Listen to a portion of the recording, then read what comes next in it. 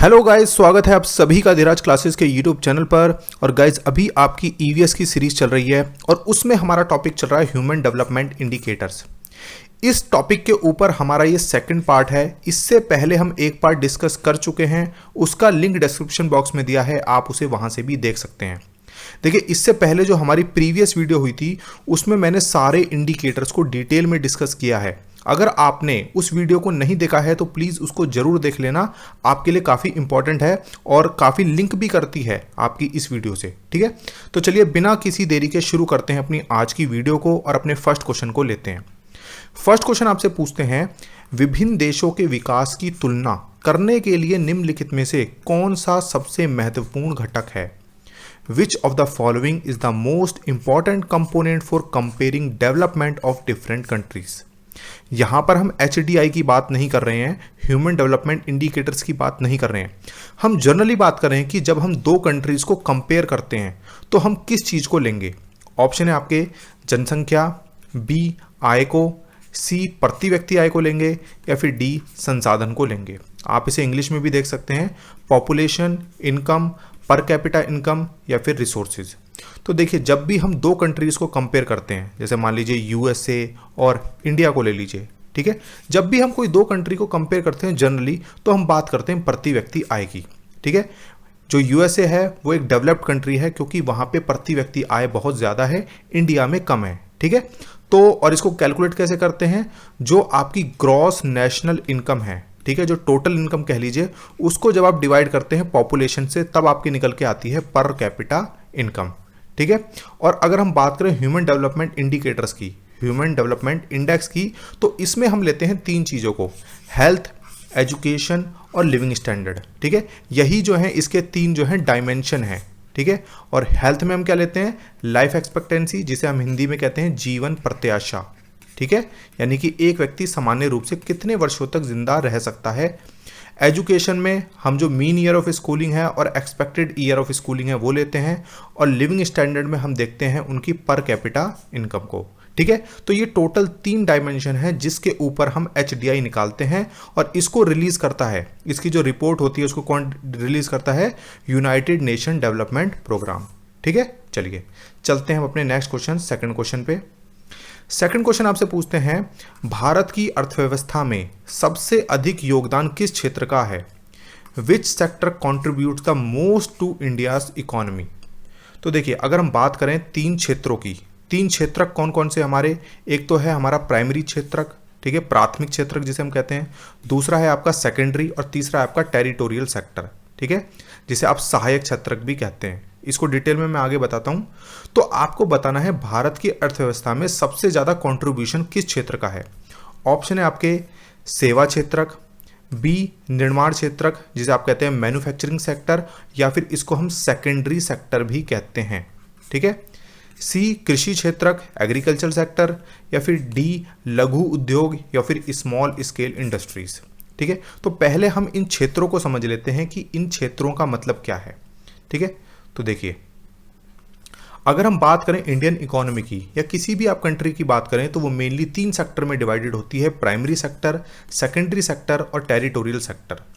Primary sector में आते हैं आपके जो आपके नेचर से जुड़े हैं, agriculture, dairy farming, fishing, forestry, mining भी इसी में आता है। ठीक है, जिससे आप हिंदी में कहते हैं खनन, वो भी इसी में आता है। सेकेंडरी में आते हैं जो इन चीज़ों को यूज़ करके डिफरेंट आइटम्स बनाते हैं, जिसमें आता है आपका मैन्युफैक्चरिंग इंडस्ट्रीज़। ठीक है, जैसे बिस्किट बनाना, बिस्किट के लिए आपका रॉ मटेरियल क्या होगा, वो सारा आपको प्राइमरी सेक्टर से मिलता है। ठीक है, और सर्विस सेक्टर या फिर टेरिटोरियल सेक्टर में आते हैं जो इन दोनों सेक्टर को, नंबर 1 और नंबर 2 सेक्टर को सर्विसेज देते हैं। ठीक है, अब देखिए, जैसे इनको अपने माल को लेके जाना है, क्या चीज़ की ज़रूरत होगी? इन्हें ट्रक की ज़रूरत होगी, तो सर्विस कौन देगा? Truck driver. तो जितने भी सेक्टर इनको सर्विस प्रोवाइड कराते हैं, ठीक है, उनको हम कहते हैं सर्विस सेक्टर। और एक चीज़ और, इसमें आपके डॉक्टर्स, ठीक है, आपके टीचर्स, मैं भी एक टीचर हूँ तो मैं भी इसमें ही आता हूँ, थर्ड सेक्टर में आता हूँ। ठीक है, क्यों? क्योंकि जो इनकी फैमिलीज़ होती हैं, इनकी जो फैमिलीज़ होती हैं, हम उनको सर्विस देते हैं। भाई जो एग्रीकल्चर में जिनके भी बच्चे होंगे वो स्कूल जाएंगे तो उनको कौन पढ़ाएगा? उनको हम ही पढ़ाएंगे। तो हम आते हैं आपके टेरिटोरियल सेक्टर में, या फिर हिंदी में हम इसको कहते हैं तृतीयक क्षेत्रक। ठीक है। तीसरा, आपको ये तीनों सेक्टर जरूर पता होने चाहिए, हालांकि बात कर रहे हैं हम एचडीआई की, ठीक है। एचडीआई में आपका जो आता है लिविंग स्टैंडर्ड आता है, एम्प्लॉयमेंट, अनएम्प्लॉयमेंट आता है, तो ये सारी चीज़ें भी इसी में शामिल होती हैं। तो थोड़ा सा मैं एक ओवरव्यू है इसका, ठीक है। अब हम बात कर रहे थे अपने क्वेश्चन की कि कंट्रीब्यूट सबसे ज़्यादा कौन करता है, ठीक है। तो कंट्रीब्यूट सबसे ज़्यादा आपका इंडिया में करता है सर्विस सेक्टर। हालांकि अगर हम बात करें एम्प्लॉयमेंट की, सबसे ज़्यादा लोगों को एम्प्लॉयमेंट कौन सेक्टर प्रोवाइड कराता है, एग्रीकल्चर सेक्टर या फिर आपका प्राइमरी सेक्टर। लगभग 70% भारत की जनसंख्या एग्रीकल्चर सेक्टर में ही काम करती है। सर्विस सेक्टर में बहुत कम है, लेकिन इसकी जो क्या कहते हैं प्रोडक्टिविटी है बहुत ज़्यादा है। देखिए आप कंपेयर कीजिए, 1 किलो गेहूँ कितने का आ रहा है आपका, अगर आप एमपी का भी गेहूँ लेते हैं तो ज़्यादा से ज़्यादा आपका 30 रुपये में किलो आपको मिल जाएगा। लेकिन अगर आप एक डॉक्टर की फ़ीस की बात करो तो वो 500 से आपको 500-700 रुपये तो आपको मिनिमम फ़ीस है। तो सर्विस सेक्टर जो है बहुत प्रोडक्टिव सेक्टर है, और एक बहुत अच्छी बात है कि लोग जो है शिफ्ट हो रहे हैं, यहाँ से शिफ्ट हो रहे हैं आपके सेकेंडरी और आपके टेरिटोरियल सेक्टर में, ठीक है। तो चलिए चलते हैं अपने नेक्स्ट क्वेश्चन। सेकंड का आंसर आपको पता चल गया होगा, चलते हैं अपने थर्ड क्वेश्चन पे। थर्ड क्वेश्चन है आपका, यदि किसी देश की अर्थव्यवस्था में कृषि क्षेत्र का योगदान घट रहा है तो क्या निष्कर्ष निकाला जा सकता है, यह आपको बताना है। एग्रीकल्चर सेक्टर जो है वो डिक्रीज हो रहा है, जैसा कि हमारी कंट्री में हो रहा है, तो आपको बताना है कि क्या कंक्लूजन इससे निकलता है। 4 ऑप्शन आपके लिए दिए हैं, एक एक करके इसको पढ़ते हैं। ऑप्शन ए, देश विकसित राष्ट्र बनने की दिशा में बढ़ रहा है, यानी कि हम जो हैं अभी डेवलपिंग कंट्री हैं, क्या हम डेवलप्ड कंट्री की तरफ बढ़ रहे हैं। बी, देश विकासशील राष्ट्र बनने की ओर बढ़ रहा है, हम जो हैं बिकमिंग अ डेवलपिंग नेशन की तरफ बढ़ रहे हैं। सी, देश कम विकसित राष्ट्र बनने की ओर बढ़ रहा है। या फिर डी, देश की आर्थिक विकास दर थम रही है या थम गई है, क्योंकि कृषि क्षेत्र जो है वो सिकुड़ रहा है, एग्रीकल्चर सेक्टर कम हो रहा है। तो देखिए इसका सीधा सा एक निष्कर्ष निकलता है, अगर आप बात करें जो आपकी डेवलप्ड कंट्रीज़ हैं, यूएसए है, जापान है, ठीक है, नॉर्वे है, ये सारी डेवलप्ड कंट्रीज़ हैं। इनमें सबसे ज़्यादा जो पॉपुलेशन अपना एम्प्लॉयमेंट लेती है वो सबसे ज़्यादा आपका लेती है थर्ड सेक्टर से और आपका सेकंड सेक्टर से। फर्स्ट सेक्टर जो आपका प्राइमरी सेक्टर है, एग्रीकल्चर सेक्टर, उनमें काफ़ी कम है, ठीक है। तो हम कह सकते हैं देश विकसित राष्ट्र बनने की दिशा में बढ़ रहा है, ठीक है। तो यहाँ पे ऑप्शन ए सही है, ठीक है। चलिए चलते हैं अपने नेक्स्ट क्वेश्चन, फोर्थ क्वेश्चन पे। फोर्थ क्वेश्चन आपसे पूछते हैं, मानव विकास रिपोर्ट पहली बार किस वर्ष में प्रकाशित हुई थी। In which year human development report published first time. बहुत ईजी सा क्वेश्चन है, हर कोई बच्चा इसका आंसर बता सकता है। मैंने फर्स्ट वीडियो में भी बताया था आपको, 1990 में जो आपके पाकिस्तान के महबूब उल हक थे, उन्होंने पहली बार मानव विकास सूचकांक को डेवलप किया था, ठीक है। कौन है आपके महबूब उल हक, ठीक है, इन्होंने पहली बार इसको डेवलप किया था। तो 1990 में ही जो आपकी यूनाइटेड नेशन डेवलपमेंट प्रोग्राम है, उन्होंने इस स्केल को यूज़ किया और 1990 में ही पहली बार मानव विकास रिपोर्ट पहली बार प्रकाशित हुई थी, ठीक है। चलिए चलते हैं अपने नेक्स्ट क्वेश्चन पे, फिफ्थ क्वेश्चन पे आ गए हम। अभी जो मैंने आपको थर्ड क्वेश्चन में डेवलपिंग कंट्रीज, डेवलप्ड कंट्रीज और अंडर डेवलप्ड कंट्रीज, ये सारी चीज़ें मैं आपको इस क्वेश्चन में बताता हूँ। देखिए फिफ्थ क्वेश्चन आपसे पूछते हैं, निम्नलिखित में से कौन आर्थिक रूप से विकसित देशों का संकेतक नहीं है। बात कर रहे हैं हम अंडर डेवलप्ड कंट्रीज की, एक फीचर नहीं है। Which of the following is not an indicator of economically under developed country. तो ऑप्शन ए है आपका कम प्रति व्यक्ति आय। अंडर डेवलप्ड कंट्रीज में कम प्रति व्यक्ति आय होती है, जी हाँ होती है। ये बात कर रहे हैं नहीं की, कि नहीं है, तो ये तो होती है। बी, जनसंख्या वृद्धि की उच्च दर। तो देखिए जितनी भी अंडर डेवलप्ड कंट्रीज हैं वहाँ पे जो higher rate of population growth होता है, ठीक है। आप बात कर लीजिए बांग्लादेश की, जापान की, इंडिया की, ये सब जो हैं हालांकि विकासशील देश हैं, ये अविकसित देश नहीं है। अभी मैं इसको आगे बताता हूँ। सी, प्राथमिक क्षेत्र में श्रम शक्ति का निम्न अनुपात, ये गलत है। इसका जो सही आंसर यही हो जाएगा, क्योंकि जितने भी आपके अविकसित देश हैं उसमें अधिकतर जो जनसंख्या होती है वो किस क्षेत्र में काम करती है, प्राथमिक क्षेत्र में काम करती है, प्राइमरी सेक्टर में काम करती है, एग्रीकल्चर सेक्टर में काम करती है, ठीक है। लेबर वर्क वहाँ पे ज़्यादा होता है, बजाय के जो आपके माइंड वर्क हैं या फिर सर्विस सेक्टर है वो कम होता है। डी है साक्षरता का निम्न स्तर। हाँ तो बिल्कुल सही बात है, साक्षरता का जो स्तर होता है वो निम्न होता है, लो लेवल ऑफ लिटरेसी होता है अंडर डेवलप्ड कंट्रीज में। अब देखिए 3 तरह की कंट्रियां होती हैं। एक तो होती है आपकी डेवलप्ड कंट्रीज़, ठीक है, डेवलप्ड कंट्रीज़ के बारे में मुझे बताने की बहुत ज़्यादा आवश्यकता नहीं है। एक होती है आपकी डेवलपिंग कंट्रीज़, ठीक है, हिंदी में हम इसको कहते हैं विकासशील देश, ठीक है, यानी कि वो डेवलप्ड नहीं, अंडर डेवलप्ड नहीं है ना वो पूरी तरीके से डेवलप्ड हैं, वो बीच में आती हैं। एक आती हैं आपकी अंडर डेवलप्ड, ठीक है, यानी कि वहाँ पे बहुत ही कम डेवलपमेंट हुआ है। तो इन तीनों को एक बार हम कंपैरिजन करके समझ लेते हैं। एक छोटी सी पिक्चर है मेरे पास, हालांकि इसमें बहुत अच्छे से आपको नहीं दिख रहा होगा, लेकिन मैं आपको समझा देता हूँ। देखिए डेवलप्ड कंट्रीज़ जैसे आपकी यूएसए है, जापान है, नॉर्वे है, ऑस्ट्रेलिया है, कनाडा है, ये सारी आपकी डेवलप्ड कंट्रीज़ हैं, ठीक है। क्यों? क्योंकि यहाँ पे लिविंग स्टैंडर्ड बहुत अच्छा है, जीडीपी बहुत हाई है, ठीक है, और यहाँ पे जितनी भी टेक्नोलॉजिकल एडवांसमेंट है वो ज़्यादा है। डेवलपिंग कंट्री की अगर मैं बात करूँ, विकासशील की, ठीक है, मैं यहाँ पे कलर दूसरा लेता हूँ आपको समझाने के लिए। विकासशील देश की अगर मैं बात करूँ तो विकासशील देशों में जो टेक्नोलॉजिकल एडवांसमेंट होता है वो कुछ लेवल तक तो होता है, अंडर डेवलपमेंट में बिल्कुल पुअर होता है, ठीक है। और बात करें जीडीपी की तो ये मिडल जीडीपी ग्रुप है, ये बिल्कुल लोएस्ट है। आपको इन दोनों का डिफरेंस ही मेनली समझना है, ठीक है।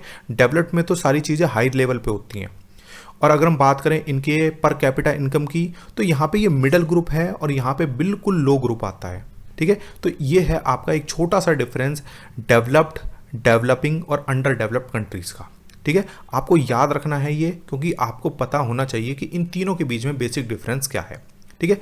चलिए बात करते हैं अपने नेक्स्ट क्वेश्चन, 6th क्वेश्चन की।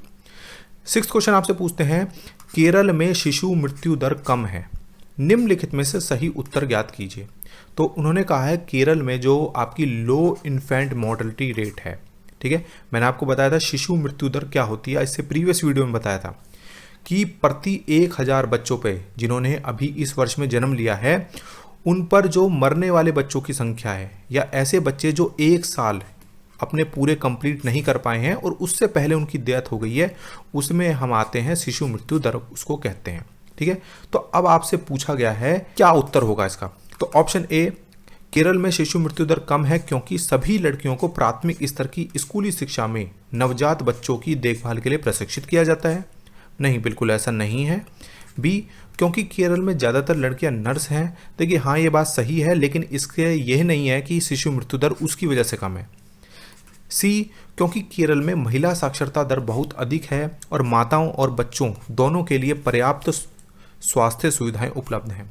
तो बिल्कुल सही बात है, क्योंकि वहाँ पे साक्षरता दर, महिला साक्षरता दर बहुत अधिक है और माताओं और बच्चों दोनों के लिए पर्याप्त स्वास्थ्य सुविधाएं उपलब्ध हैं।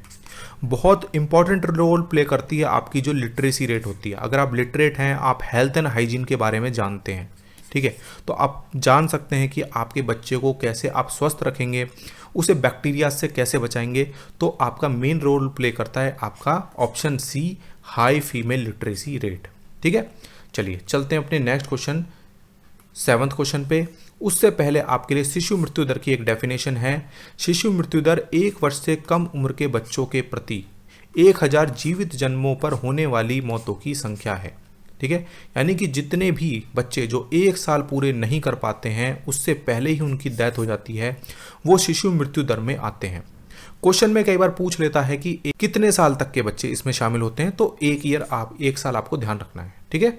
चलिए चलते हैं अपने नेक्स्ट क्वेश्चन, 7th क्वेश्चन पे। 7th है आपका, जन्म के समय जीवन प्रत्याशा का अर्थ है, लाइफ एक्सपेक्टेंसी बतानी है। बहुत सिंपल सा क्वेश्चन है, लेकिन क्या है, जब आप ऑप्शन को पढ़ते हैं तो थोड़ा सा कंफ्यूजन आपको हो सकता है, तो ध्यान से ऑप्शन को पढ़ना है। ऑप्शन ए, जन्म के समय किसी व्यक्ति के जीवन की औसत अपेक्षित लंबाई।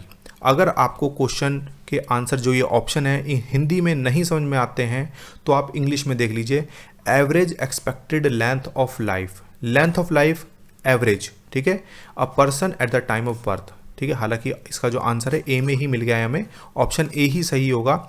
लेकिन बी, सी और डी को पढ़िए कि कैसे कंफ्यूज करते हैं एग्जाम में।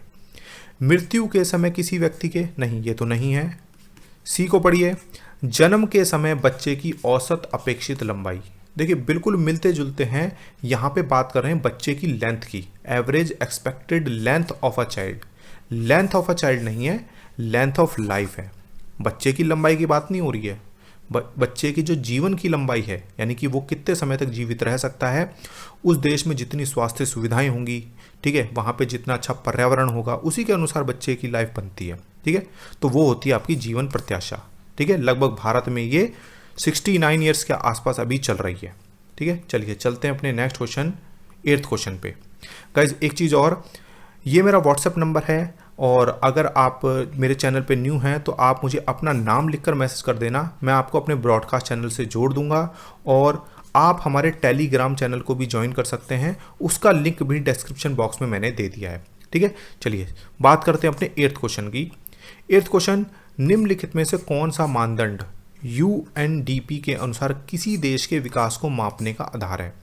यानी कि UNDP, United Nation Development Programme, किस आधार पर विकास को नापता है, ठीक है, उनको रैंक करता है। UNDP डिफरेंट जितनी भी कंट्रीज हैं उनको रैंक करता है, कौन कौन सी चीज़ों को लेगा, प्रति व्यक्ति आय को लेगा, लोगों का शैक्षिक स्तर, एजुकेशन लेवल को कंसीडर करता है, ये करता है। सी, लोगों की स्वास्थ्य स्थिति को बिल्कुल करता है, उपर्युक्त सभी, तो यहाँ पे ऑप्शन डी सही है। एक ये क्वेश्चन मैंने दोबारा इसीलिए लिया है कि आपका रिवाइज हो जाए, और क्योंकि हालांकि मैंने एक क्वेश्चन लिया था, थोड़ी सी लैंग्वेज अलग थी। आपको कुछ नहीं है, सिर्फ आपको लैंग्वेज प्रॉब्लम से थोड़ा सा प्रॉब्लम होगी क्लास आपके एग्जाम में, सब चीज़ें आप जानते हैं, ठीक है। चलिए चलते हैं अपने नेक्स्ट क्वेश्चन। उससे पहले ये इंफॉर्मेशन, UNDP का हेडक्वार्टर न्यूयॉर्क में है, इसका एस्टेब्लिशमेंट 1965 में हुआ था, और UNDP की जो एस्टेब्लिशमेंट किया गया था वो मेनली पॉवर्टी को हटाने के लिए और इनइक्वालिटीज़ को दूर करने के लिए किया गया था, ठीक है। चलिए चलते हैं अपने नेक्स्ट क्वेश्चन। 9th क्वेश्चन आपसे पूछते हैं, 2020 के अनुसार मानव विकास सूचकांक में भारत का कौन सा स्थान है। आपसे रैंक ऑफ इंडिया पूछी है, HDI आपसे पूछ रहे हैं इंडिया की रैंक क्या थी 2020 में। ऑप्शन 125, 129, 131 और 135। तो देखिए जो लेटेस्ट रिपोर्ट है वही है आपकी 2020 की, उसमें जो भारत का जो स्थान है वो है आपका 131 स्थान है भारत का HDI के अनुसार, ठीक है। और एक चीज़ आपको इसमें और चीज़ बता देता हूँ कि इसमें एक चीज़ और शामिल की गई थी अभी लेटेस्ट, वो थी आपके जो कार्बन एमिशन है, यानी कि प्रति व्यक्ति हमारे देश में जो कार्बन निकलता है हमारे देश में बहुत कम है, ठीक है। वो अगर इसमें और कंसिडर किया जाता है तो भारत की रैंक जो है +8 बढ़ जाएगी, ठीक है। यानी कि हम और पहले आ जाएंगे, अगर हम 131 में से 8 माइनस करें तो हमारी रैंक जाके बैठती है लगभग 123 पे, ठीक है। और अभी जो नंबर 1 पे है वो है आपका नॉर्वे, ठीक है। नॉर्वे नॉर्मल में बात कर रहा हूँ मैं, ठीक है। 131 पे भारत है, नॉर्वे फर्स्ट रैंक पे है। और अगर कार्बन एमिशन को शामिल किया जाता है, यानी कि प्रति व्यक्ति कार्बन कितना छोड़ा जा रहा है कंट्री में, तो नॉर्वे फर्स्ट नहीं होगा, आयरलैंड फर्स्ट हो जाएगा, ठीक है। ये भी आप लोग याद रखना। चलिए चलते हैं अपने लास्ट क्वेश्चन 10th क्वेश्चन पे। प्रति व्यक्ति आय है, प्रति व्यक्ति आय क्या होती है, पर कैपिटा इनकम क्या है, प्रति व्यक्ति की आय होती है, प्रति परिवार की आय होती है, प्रति कमाने वाले व्यक्ति की आय होती है, प्रति महा आय होती है। तो भाई सिंपल सी बात है, प्रति व्यक्ति आय होती है, इनकम पर पर्सन को ही आप पर कैपिटा इनकम कहते हैं। सिंपल सा क्वेश्चन था। तो गाइज ये थे आपके टोटल 10 क्वेश्चन विद एक्सप्लेनेशन आपको समझाए हैं। आई होप सभी को समझ में आए होंगे। और गाइज सेशन अच्छा लगा हो तो प्लीज़ लाइक कीजिए और कमेंट करके तो ज़रूर बताइए, ठीक है। चलिए thank you so much guys.